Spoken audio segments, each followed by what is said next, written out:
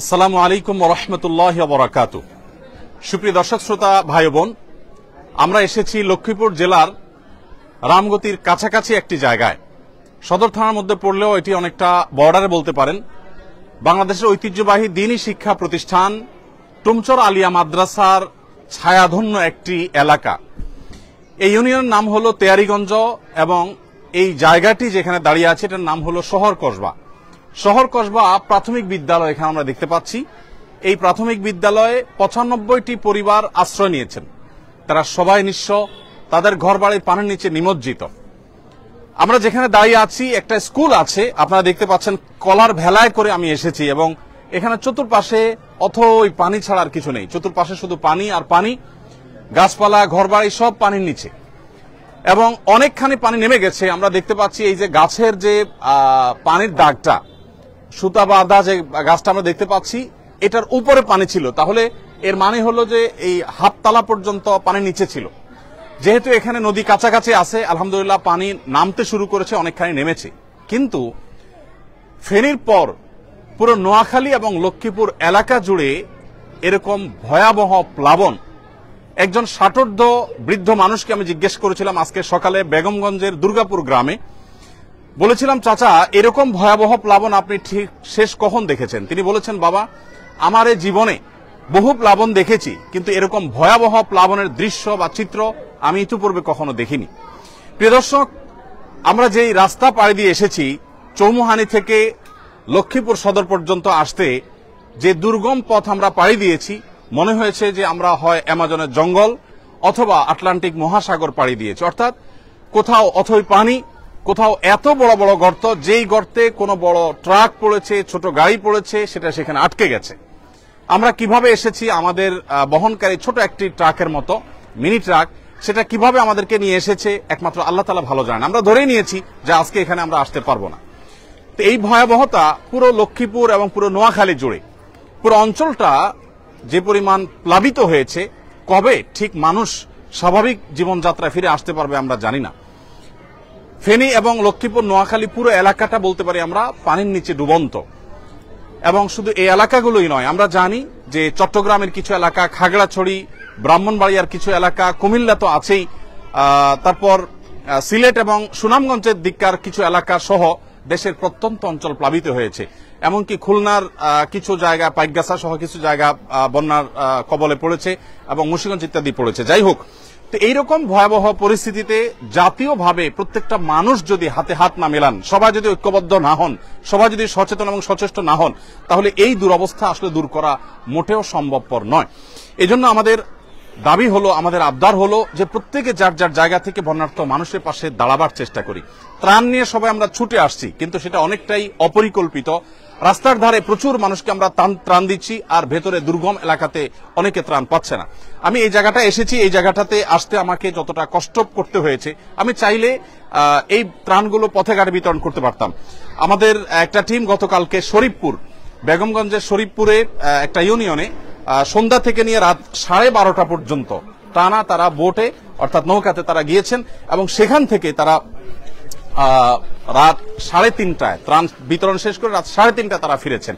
এরকম দুর্গম এলাকা শুধু শরীফপুর নয়, গোটা নোয়াখালী, লক্ষ্মীপুরের প্রত্যন্ত অঞ্চলে এভাবে আমরা ত্রাণ পৌঁছে দেওয়ার চেষ্টা করছি। আজকে আমি যেখানে গিয়েছি দুর্গাপুর, সেখানে আমাদের প্রায় 1 ঘন্টা থেকে 1.5 ঘন্টা আমরা নৌকায় করে চলেছি এবং সেখানে ত্রাণ বিতরণ কার্যক্রম আমরা করেছি।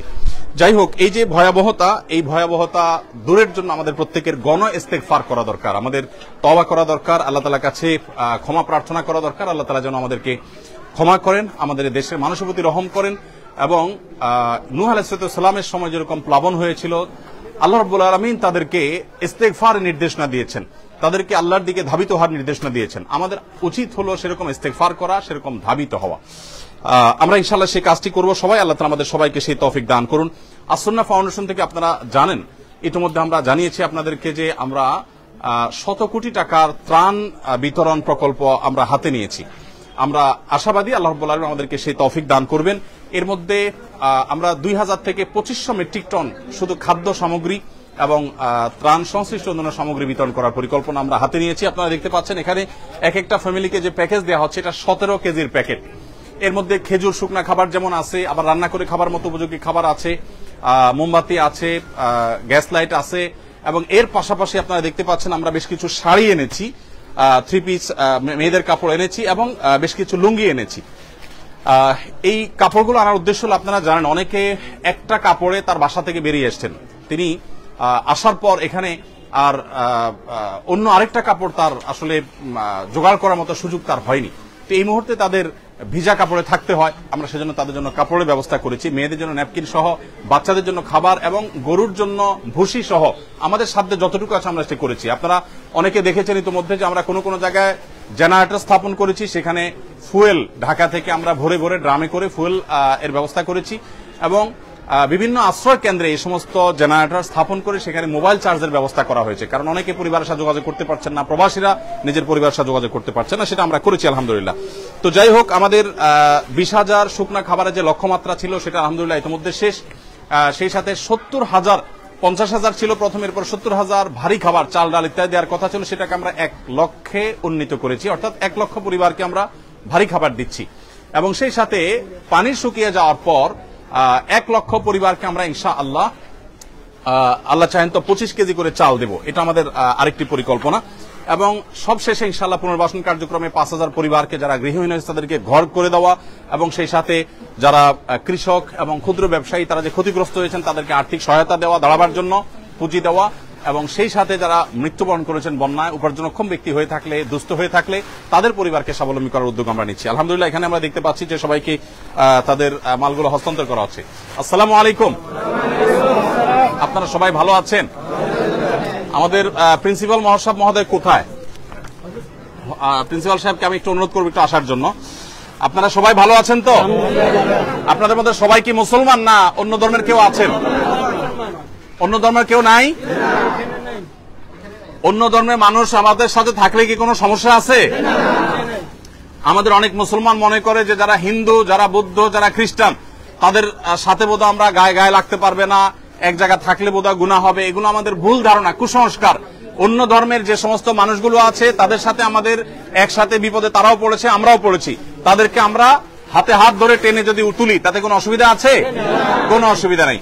যাই হোক, আমরা আপনাদের জন্য একটা ত্রাণের পাশাপাশি একটা কাগজ প্রস্তুত করেছি, এটা আপনারা সবাই পড়বেন, যারা পড়তে পারেন না তারা কাউকে দিয়ে পড়ায়া শুনবেন, ঠিক আছে তো ইনশাআল্লাহ?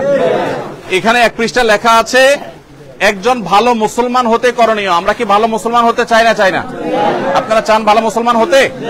ভালো মুসলমান হতে চান তো? ভালো মুসলমান হতে হলে কি করবেন এখানে সেটা বলা আছে। অবিচল ঈমান লাগবে, ফরজ ইবাদত পালন করতে হবে, হালাল উপার্জন থাকতে হবে, বান্দার হক মানুষের অধিকার ঠিকমতো আদায় করতে হবে, এবং আল্লাহর হক আদায় করতে হবে, মাকরুহ বর্জন করতে হবে, সুন্নাহ পালন করতে হবে, সৃষ্টির সেবা এবং জনকল্যাণমূলক কাজ করতে হবে, নফল ইবাদত করতে হবে। আর অপর পৃষ্ঠে আছে হলো বিপদে মুমিনের করণীয়, অর্থাৎ একজন ইমানদার বিপদে পড়লে তিনি কি করবেন এই কথা এই লিফলেটে লেখা আছে। তো এই লিফলেটটা আপনাদের সবাইকে একটা করে আমরা দিচ্ছি ইনশাআল্লাহ। আমাদের ভলান্টিয়ারদেরকে আমরা বলবো একটা করে লিফলেট দেওয়ার জন্য। একজন ভলান্টিয়ার এদিকে আসো, একটা করে লিফলেট সবাইকে দিয়ে দাও। বাকি লিফলেট গুলা কই? হ্যাঁ, তুমি যাও ভাইয়ের সাথে। আচ্ছা, ও দিয়ে দেখ, তুমি অন্য কাজ করো, তুমি দিতে থাকো।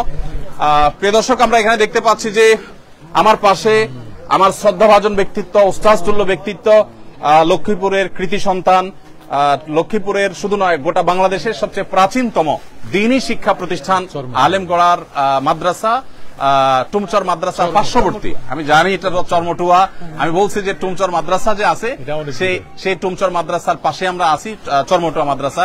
তো প্রিন্সিপাল সাহেব মহোদয় আসছেন, আমরা ওনার দোয়া নিব ইনশাআল্লাহ, এবং ওনার কাছ থেকে আমরা একটু কথা শুনবো। আপনি একটু আমাদের ভাইদের উদ্দেশ্যে যদি 1-2 লাইনে অন্তত কিছু বলেন যে তারা বিপদগ্রস্ত হয়েছেন, এখন তাদের এই মুহূর্তে কি নসিহতটা করা দরকার? আসলে 1-2 মিনিটে কথা বলতে গেলে এতটুকু বলতে হয় যে আমরা সবাই আল্লাহর দিকে মোতাবাজ্জি হতে হবে। রব্বুল আলামিন একটু আযাব দেয়, ইবতিলা হয়, পরীক্ষা নেয়, এটার দ্বারা উদ্দেশ্য হলো লাআল্লাহুম ইয়ারজিউন, যাতে মানুষ আল্লাহর দিকে ফিরে যায়। আমরা কোনো বন্দার দিকে যাব না, আল্লাহর দিকে যাব। আর বন্দা যদি কোনো সহযোগিতা করে তার শুকর গুজার হব। আল্লাহ আমাদেরকে সকলের একে অপরের সহযোগিতা করবার তৌফিক দান করেন। আল্লাহ বলছেন তাআওয়ানু আলাল বিররি ওয়াত তাকওয়া ওয়ালা তাআওয়ানু আলাল ইসমি ওয়াল উদওয়ান। ভালো কাজে আমরা একে অপরের সহযোগিতা করব, যতটুক পারি আমি আমার সাধ্য অনুযায়ী আলোচনা উপকার করার চেষ্টা করব। আল্লাহ আমাদেরকে তৌফিক দান করে, হযরতের হায়াতকে আল্লাহ পাক আরো দীর্ঘায়িত করে। এত কষ্ট করে আসছেন, এজন্য ওনার জন্য দোয়া করি হযরত শেখ আহমদুল্লাহকে রব্বুল আলামিন পুরা মুসলিম বিশ্বের খেদমত করবার তৌফিক দান করে। আর আমি মনে করি যে এখানে আসা আজকে শেষ আসা নয়, বিপদের সময় আসছে, সুখের সময় যেন আমাদেরকে দেখতে আসে। ধন্যবাদ প্রিয় দর্শক, আমরা হযরতের কথা শুনলাম আলহামদুলিল্লাহ। চরমটুয়া মাদ্রাসার পাশে আমরা এটা কাজ করলেও এখানকার আরেকটা বড় চরমটুয়াটাও দ্বীনি শিক্ষা প্রতিষ্ঠান হিসাবে প্রাচীনতম। কত বছর আগে? আচ্ছা, এটা 35 বছর কম কি? আমার বয়সের ধাক্কা প্রায়। তো যাই হোক, টুমচর আলিয়া এবং চরমটুয়া কয় মাদ্রাসা, দুইটা মাদ্রাসায় লক্ষ্মীপুরের প্রাচীনতম সবচেয়ে পুরাতন দ্বীনি শিক্ষা প্রতিষ্ঠানগুলোর একটি। আমরা দীর্ঘায়িত করব না, প্রিয় দর্শক আপনাদেরকে জানিয়ে রাখতে চাই আমাদের সব বেনিফিশিয়ারি ভাইদের হাতে হাতে সবাই হাত কাগজটা পাইছেন সবাই? আপনারা এই পাশে পাই নাই তো? এই পাশে সবাইকে দিয়ে দেন। সেই সাথে ওনাদের জন্য আপনাদের মধ্যে যারা বৃদ্ধ আছে সবাইকে আমরা দিতে পারছি না, তাদের জন্য আমরা একটা করে লুঙ্গির ব্যবস্থা করেছি, কারণ আপনারা অনেকে এক কাপড়ে আসছেন। আবার যারা মা বোনরা আছেন, উপরে মহিলারা আছেন, মহিলাদেরকেও দেওয়া হবে। তাদের জন্য আমরা মহিলাদের উপযোগী পোশাক এনেছি, ইনশাআল্লাহ শিশুদের উপযোগী কিছু পোশাকও আমরা দেব। এবং মহিলাদের একান্ত যে সমস্ত আপনার প্রোডাক্টের প্রয়োজন হয়, বাচ্চাদের কিছু প্রোডাক্টের প্রয়োজন হয়, সেগুলো আমরা আলাদা করে রেডি করেছি। মা বোনদের পোশাকগুলো একটু এবং লুঙ্গিগুলো একটু দিয়ে দাও। লুঙ্গিগুলা কই? লুঙ্গির তালিকা কার কাছে? আসেন, হযরতের হাত দিয়ে দেন। হযরত আপনি এই পাশে দেন, এই পাশে দেন। জি জি, আচ্ছা আচ্ছা, এই সাইড লুঙ্গি। আচ্ছা, ওই সাইডে কি থ্রি পিস কারা বা মেয়েদের কাপড় কারা নেবেন? মেয়েদের কাপড়টা কারা নেবেন? আচ্ছা, এগুলা দিয়ে দাও, তোমরা দিয়ে দাও, যারা যারা পাবে তাদেরকে দিয়ে দাও। আমি একটু কথা বলি। হ্যাঁ ঠিক আছে, আমি একটু কথা বলি। আলহামদুলিল্লাহ প্রিয় দর্শক, আমি যেটা বলছিলাম যে যারা ত্রাণ নিয়ে আসছেন আপনাদেরকে আমরা অনুরোধ করব, স্থানীয় যে লোকজন আছেন, এই স্থানীয় লোকজন যারা আছেন, বাচ্চাটাকে কেউ একটু দেখেন না, একটু বাচ্চাকে একটু থামানোর চেষ্টা করেন। বলছিলাম যে যারা ত্রাণ নিয়ে আসছেন ফেনী, লক্ষ্মীপুর, নোয়াখালী, কুমিল্লা বা যে কোনো এলাকাতে, আপনাদেরকে আমরা অনুরোধ করছি যে আল্লাহর ওয়াস্তে আপনারা স্থানীয়ভাবে যারা আছে এই স্থানীয় লোকজনের সাথে আপনারা যোগাযোগ করবেন, তাদের সহযোগিতা নেবেন। বাহির থেকে এসে নিজে হঠাৎ করে দিবেন, আপনি ত্রাণগুলো নষ্ট করে যাবেন, কাজে লাগবে না। এই জন্য স্থানীয় আলেম ওলামারা, সবচেয়ে বিশ্বস্ত ব্যক্তিবর্গ, তাদের সহযোগিতা নিতে পারেন, অথবা বিভিন্ন পর্যায়ের যে সমস্ত স্থানীয় ব্যক্তিরা আছে সৎ, তাদের সহযোগিতা আপনি নিতে পারেন। বিভিন্ন জায়গা থেকে আমাদের কাছে একটা আবদার আসছে, একটা আবেদন আসছে, সেটা হলো যে এগুলো মেয়েদের জন্য পোশাক না? হ্যাঁ, মেয়েদের জন্য, মেয়েদের পক্ষ থেকে তাদের পুরুষ মাহরাম যারা আছেন তারা এখানে পোশাক নেবেন।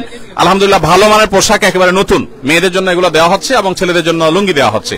আমি যেটা বলছিলাম যে বিভিন্ন জায়গা থেকে আমরা একটু নীরবে থাকি, আওয়াজ না করি।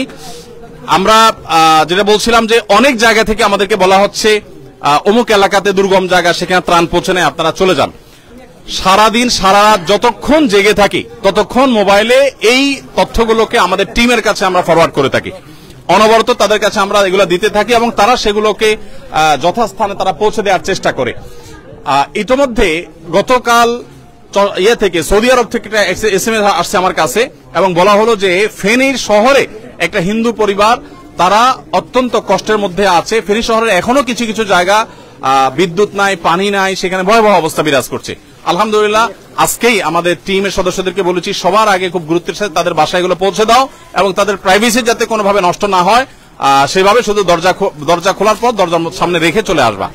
তো আলহামদুলিল্লাহ আমরা আমাদের সাধ্য অনুযায়ী চেষ্টা করছি, কিন্তু এখানে কিছু ভুল হচ্ছে। সেটি হলো অনেকে আছেন যারা দূর থেকে না জেনে তারা এই তথ্যগুলো দিচ্ছেন, ইনফরমেশন দিচ্ছেন, আসলে তথ্যগুলো সঠিক নয়। যেমন দেখা গেল যে যাকে সাহায্য করতে বলছেন তিনি আসলে ইতিমধ্যে পেয়েছেন সাহায্য, অথবা তিনি সেই জায়গায় নাই, হয়তো কখনো দরকার হয়েছে এবং সেটা সলভ হয়ে গেছে, কিন্তু সোশ্যাল মিডিয়াতে পেয়ে আমরা সেটাকে গণহারে প্রচার করে বেড়াচ্ছি।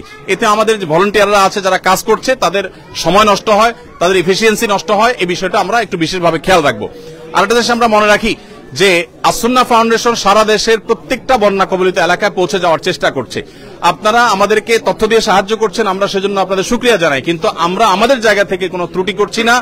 আপনাদেরকে আমি আশ্বস্ত করতে চাই, ফেনী, লক্ষ্মীপুর, নোয়াখালী, কুমিল্লাতে শুধু নয়, আমাদের মাল আগামীকালকে ইনশাআল্লাহ খুলনার পাইকগাছায় পৌঁছে যাবে। গতকালকে 3টা লরি মাল আমাদের আমাদের 3টা লরি মাল সেনাবাহিনীর মাধ্যমে আমরা পাঠিয়েছি। তার একটা গেছে সিলেটে, একটা গেছে কুমিল্লাতে, আরেকটা গেছে চট্টগ্রামে। অর্থাৎ বন্যা কবলিত প্রত্যেকটা এলাকাতে আমরা চেষ্টা করেছি আমাদের সাধ্য অনুযায়ী ত্রাণ সামগ্রী দেওয়ার।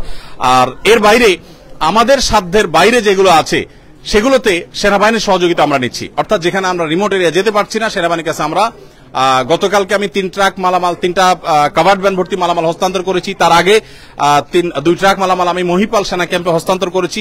প্রতিনিয়ত যাচ্ছে। আমাদের কাজের পরিমাণটা যদি আমি আপনাদেরকে বলার চেষ্টা করি, আমাদের কাজ হলো প্রায় গত পরশুদিন আমাদের 16টা কাভার্ড ভ্যান এবং ট্রাক ভর্তি মালামাল বোঝাই হয়েছে। সারাদিন কাজ করার পর শত শত মানুষ ঢাকায় কাজ করছে বন্যার্ত মানুষের জন্য। এবং গতকালকে 16টি হয়েছে, আজকেও ঠিক একইভাবে 13 থেকে 16টি ট্রাক কাভার্ড ভ্যান ইনশাআল্লাহ ফিল আপ হবে এবং এগুলো দুর্গত এলাকাগুলোতে চলে যাবে। যাই হোক, তো আমরা আমাদের সাধ্য অনুযায়ী চেষ্টা করে যাচ্ছি এবং বন্যা পরবর্তী পুনর্বাসনটাকে আমরা খুবই অর্গানাইজ ওয়েতে খুব ভালোভাবে করার চেষ্টা করব। আল্লাহ আমাদেরকে তৌফিক দান করুন। লিফলেট দিয়েছো সবাইকে? আচ্ছা, পোশাক কি সবাই হয়েছে? মানে যাদের লিস্টেড তাদেরকে শুধু দিলে হবে, লিস্টের সবাই পাইছে কিনা? যাদের প্রয়োজন লিস্ট করা হয়েছে যে তারা পেয়েছে? মাশাআল্লাহ মাশাআল্লাহ, জাযাকুমুল্লাহ খায়ের, পাবেন। ভাই সকল, আপনাদের সবাইকে আমি বলছি, বিপদ আপদ কার থেকে আসে বলেন তো? আল্লাহর পক্ষ থেকে আসে। তো যে আল্লাহর পক্ষ থেকে বিপদ আসে, সেই বিপদ দূর করার জন্য আমরা কার কাছে দোয়া করব? আল্লাহর কাছেই দোয়া করব, তাই না? মনে রাখবেন, দুনিয়ার বিপদ দূরের জন্য আপনার বিপদ হয়েছে, আমি পাশে দাঁড়াইছি। আমার বিপদ হয়েছে, আপনি পাশে দাঁড়াবেন। মরার পরে যদি বিপদে পড়ি আমরা, সেই বিপদে কেউ আপনার পাশে দাঁড়াতে পারবে? তাহলে সেই ক্ষেত্রে মরার পর আখিরাতে যাতে বিপদে পড়তে না হয়, এজন্য আমাদের ঈমানটা ঠিক করতে হবে, আল্লাহর প্রতি বিশ্বাস ইয়াকিন ঠিক রাখতে হবে এবং সেই সাথে 5 ওয়াক্ত নামাজ ঠিকমতো পড়তে হবে। 5 ওয়াক্ত নামাজ পড়বো তো সবাই ইনশাআল্লাহ? কখনো মিথ্যা বলা যাবে না, কোনো মানুষের ক্ষতি করা যাবে না, কারো হক মারা যাবে না, বোনদের হক দিয়ে দিতে হবে, স্ত্রীর হক দিয়ে দিতে হবে, স্ত্রীও স্বামীর হক আদায় করতে হবে, কারোর প্রতি জুলুম করা যাবে না, ঝগড়া মারামারি করা যাবে না, তাহলে ভালো মুসলমান হওয়া যাবে। এই কাগজটাতে সবকিছু লেখা আছে, এগুলো আপনারা ভালো করে পড়বেন। আর সুন্নাহ ফাউন্ডেশন আমাদের সাধ্য অনুযায়ী আপনাদের পাশে আমরা আছি। আমাদের ভলান্টিয়াররা রাত দিন পরিশ্রম করছে। এই যে মফিজ ভাই আর সুন্নাহ ফাউন্ডেশন একজন শুভাকাঙ্ক্ষী, তিনি একইভাবে অর্থ দিয়ে সাহায্য করেন, আবার শ্রম দিয়ে সাহায্য করছেন। এরকম বহু লোক সারা দেশে আমাদের আছে, তারা গোটা দেশব্যাপী ঝাঁপিয়ে পড়েছে সমস্ত কাজকাম বাদ দিয়ে আপনাদের কিভাবে কষ্ট দূর করা, সেজন্য আমরা চেষ্টা করছি। আপনারা আমাদের জন্য দোয়া করবেন তো ইনশাআল্লাহ? আমাদের যে সমস্ত ডোনাররা আছে, যারা টাকা দিয়েছেন, সেই টাকাটা দিয়ে আমরা মালগুলো কিনে, আবার আমাদের স্বেচ্ছাসেবকরা কষ্ট করে পরিশ্রম করে এগুলো প্যাকেট করেছেন, সেগুলো আপনাদের কাছে নিয়ে আসছি। আপনারা আমাদের সবার জন্য দোয়া করবেন ইনশাআল্লাহ।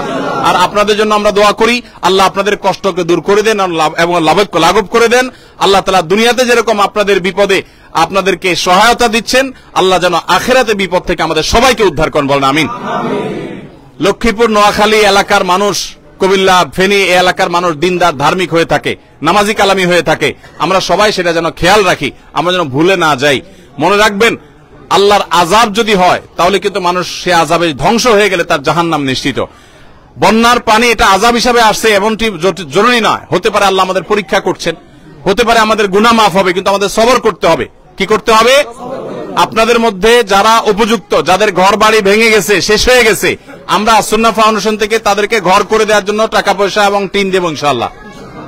এবং যাদের কৃষক, কারো গরু মারা গেছে, ছাগল মারা গেছে, কারো ক্ষেত খামার নষ্ট হয়েছে, আমরা তাদের জন্য চেষ্টা করব, তথ্য উপাত্ত করে যাচাই বাছাই করব। শুধু আবেদন করলেই হবে না, যদি সত্য কেউ তথ্য দিয়ে থাকে, মিললে আমরা ইনশাআল্লাহ তাদেরকেও নগদ অর্থ সহায়তা করব। ততএব আপনাদেরকে শুধুমাত্র আমরা এই যে কিছু চাল দিলাম এটাই শেষ না, এরপরে আবার 25 কেজি করে চাল আমরা দেব যারা গরিব, অভাবী, দুস্থ, তাদেরকে পানিটা শুকাইলে আমরা সবার ঘরে ঘরে এটা পৌঁছায় দেব। কিন্তু শর্ত হলো সত্য তথ্য দিতে হবে। যে মিথ্যা কথা বলে তার সাথে আমরা নাই, সত্যবাদীর সাথে আল্লাহ আছে, আমরাও আছি, আর মিথ্যাবাদীর সাথে আল্লাহ নাই, আমরাও নাই। মিথ্যা মানুষকে ধ্বংসের দিকে নিয়ে যায়। আমরা কখনো মিথ্যা বলবো না।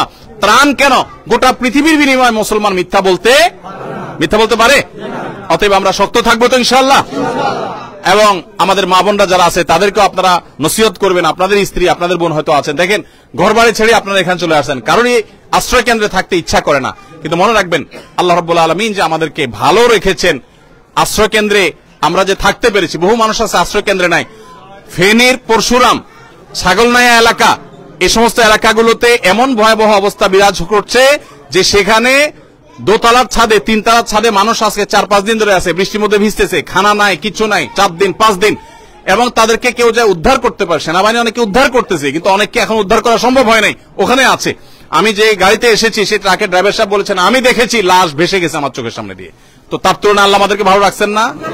আমরা সর্বাবস্থা আল্লাহর কাছে শুকরিয়া আদায় করবো, আলহামদুলিল্লাহ। আল্লাহ আমাদের সবাইকে ভালো রাখুন। প্রিয় দর্শক, আমরা শেষ করব।